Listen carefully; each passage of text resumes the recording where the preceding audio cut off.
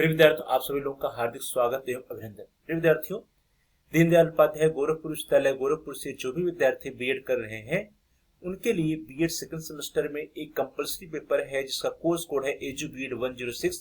Course का नाम है स्कूल मैनेजमेंट एंड लीडरशिप अर्थात विद्यालय प्रबंधन और नेतृत्व। जो भी विद्यार्थी सत्र 2025-26 में बीएड सेकंड सेमेस्टर में थे उनके लिए इस कोर्स का इस पेपर का एग्जाम 5 मई 2026 को संपन्न हुआ। तो 5 मई 2026 को जो क्वेश्चन पेपर आया था उस क्वेश्चन पेपर में कौन कौन से प्रश्न पूछे गए थे उन्हीं प्रश्नों को हम लोग देखेंगे आज के इस क्लास में, इस वीडियो के अंतर्गत।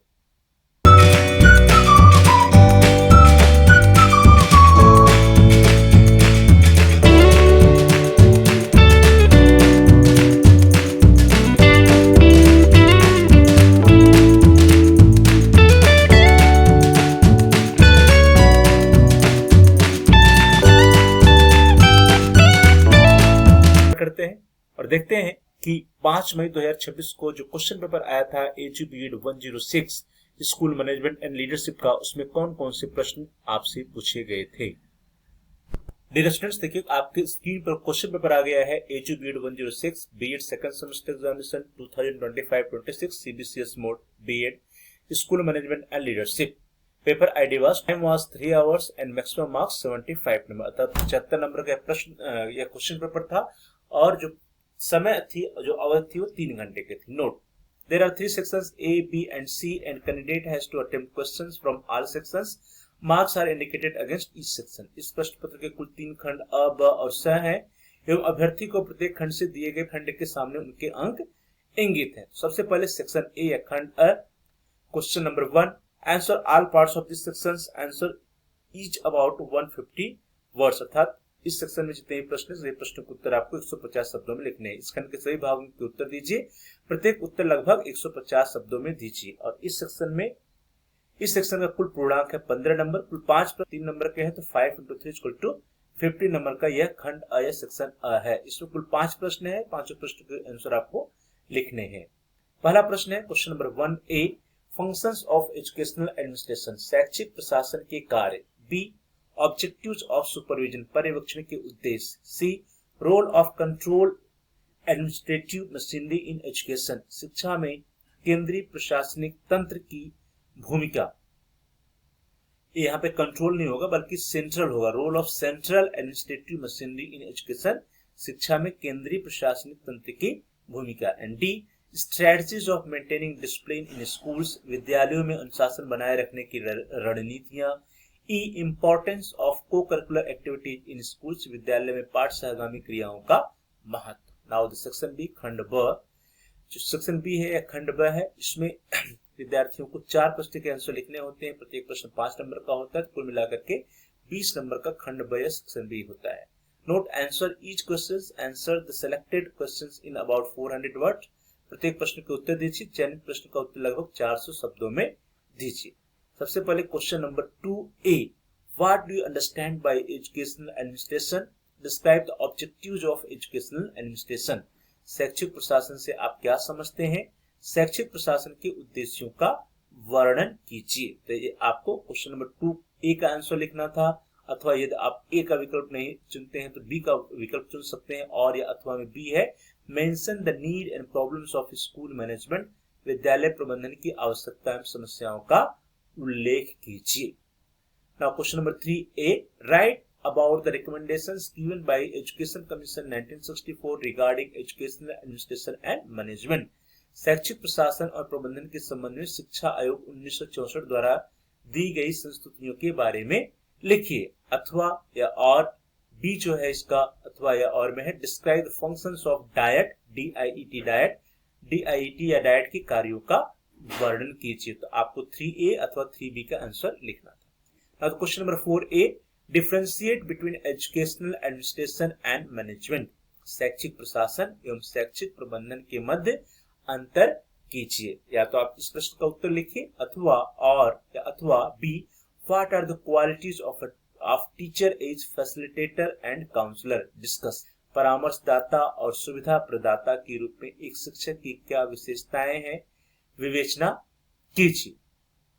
तो आपको ए अथवा बी दोनों में से किसी एक प्रश्न का उत्तर लिखना था। Now the question number 5A, describe the types of educational planning, शैक्षिक नियोजन के प्रकारों का वर्णन कीजिए। और या अथवा B, enlist the main school records and justify its necessity for the proper functioning of an institution। एक मुख्य विद्यालय अभिलेखों को सूचीबद्ध कीजिए तथा एक संस्थान के सुचारू संचालन में इनकी आवश्यकता को न्यायोचित सिद्ध कीजिए। Enlist the main school records and justify its necessity for proper functioning of an institution, मुख्य विद्यालय अभिलेखों को सूचीबद्ध कीजिए तथा एक संस्थान की आवश्यकता को न्यायोचित सिद्ध कीजिए। नाउ सेक्शन सी, खंड से note answer any two questions in about 800 words each. इस प्रश्न में कुल 4 प्रश्न हैं, जिनमें से आपको 2 प्रश्नों के आंसर लिखने हैं। प्रत्येक प्रश्न 20 नंबर का होता है। कुल मिलाकर के 2 × 20 = 40। खंड से या सेक्शन सी 40 नंबर का होता है। इन प्रश्नों के उत्तर आपको 800 शब्दों में लिखने होते हैं। किन्हीं 2 प्रश्नों के उत्तर दीजिए, प्रत्येक उत्तर लगभग 800 शब्दों में हो। Answer any questions in about 800 words each. Now the question number, प्रश्न आ रहा है सेक्शन सी का पहला प्रश्न, question number 6, what do you understand by school parents teacher association. Examine the need and functions of parent teacher association. विद्यालय के अभिभावक शिक्षक संघ से आप क्या समझते हैं। अभिभावक शिक्षक संघ की आवश्यकता तथा उसके कार्यों का परीक्षण कीजिए। Examine the need and functions of parent teacher association. Now next question, question number 7, discuss the concept of classroom management, describe the principles and factors influencing the management of classrooms. कक्ष प्रबंधन की संकल्पना की विवेचना कीजिए या का विवेचन कीजिए। कक्ष प्रबंधन के सिद्धांतों तथा प्रेरित करने वाले कारकों का वर्णन कीजिए। प्रश्न संख्या 7। Now the प्रश्न संख्या 8, question number 8, what do you understand by a good timetable? Describe the qualities and practical problems in framing of school timetable। एक अच्छी समय सारणी से आपका क्या आशय है।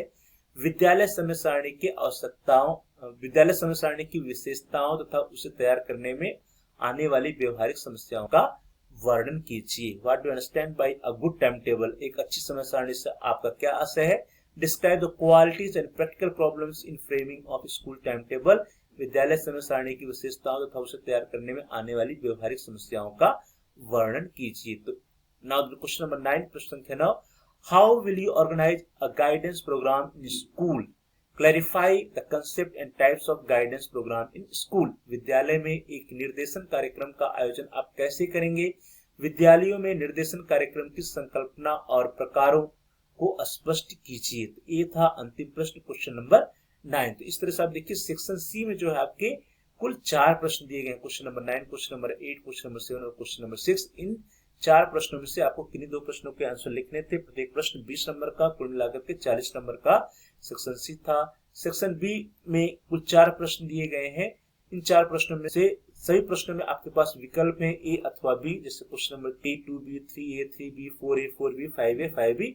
तो इन ए और बी में से किसी एक प्रश्न का आंसर आपको लिखना था। प्रत्येक प्रश्न जो है 5 नंबर का था। तो कुल मिलाकर के 4 × 5 = 20 नंबर का आपका सेक्शन बी या खंड ब है। और जो सेक्शन ए या खंड अ होता है वह प्रत्येक प्रश्न उसमें 3 नंबर के होते हैं। 5 × 3 = 15 अर्थात 15 नंबर का कुल जो है सेक्शन ए या खंड अ या प्रश्न संख्या 1 होता है। इस तरह से कुल मिलाकर के मैक्सिमम मार्क्स या पूर्णांक जो है वह 75 नंबर का है और total time allotted was 3 hours. तो यह था सत्र 2025-26 में बीएड सेकंड सेमेस्टर के विद्यार्थियों के लिए जो क्वेश्चन पेपर आया था स्कूल मैनेजमेंट एंड लीडरशिप का। जो इसका जो कोर्स कोड है वह क्या है, EDU-BEd 106 school management and leadership. इस तरह से डियर स्टूडेंट्स हम लोगों ने देखा कि सत्र 2025-26 में जो EDU-BEd 106 school management and leadership विद्यालय प्रबंधन और नेतृत्व का जो क्वेश्चन पेपर आया था, जिसका एग्जाम 5 मई 2026 को हुआ था, उस क्वेश्चन पेपर में कौन कौन से प्रश्न परीक्षार्थियों से, विद्यार्थियों से पूछे गए थे। ये सभी प्रश्न बहुत ही इंपॉर्टेंट है क्योंकि आने वाले एग्जाम में, आने वाले सेशंस में इस कोर्स में, इस पेपर में फिर से प्रश्न रिपीट हो सकते हैं, आ सकते हैं। इसलिए इन प्रश्नों की तैयारी आप बहुत ही अच्छे ढंग से कर लीजिएगा। जो भी विद्यार्थी आने वाले सेमेस्टर में या आने वाले सेशंस में, आने वाले सत्र में इस पेपर के एग्जाम में बैठने वाले हैं। आप सभी लोगों का बहुत बहुत धन्यवाद। Thanks for watching. Thanks to all of you. Please like, share and comment on the video. आप इस वीडियो को लाइक करिए, इस वीडियो को अधिक से अधिक अपने फ्रेंड सर्किल में शेयर कीजिए। यदि कोई आपका सुझाव है तो आप कमेंट्स भी कर सकते हैं। साथ ही साथ अभी तक आपने चैनल को सब्सक्राइब नहीं किया तो आप चैनल को सब्सक्राइब कर लीजिए, और जहां सब्सक्राइब लिखा है उसके बगल में एक बेल का आइकन, उस बेल के आइकन को प्रेस कीजिए। उसको प्रेस करने पर कुछ ऑप्शंस आते हैं, उसमें से आप ऑल के ऑप्शन को सिलेक्ट कर लीजिए। इससे यह होगा कि आपके कोर्स से रिलेटेड जितने भी नए वीडियो आएंगे उसकी सूचना, उसकी नोटिफिकेशन आपको समय से मिल जाएगा और आपका कोई भी वीडियो मिस नहीं होगा। तो dear students, thanks for watching, thanks to all of you. Please like, share and comment on the video. Also subscribe the channel and press the bell icon all. आप सभी लोगों का बहुत बहुत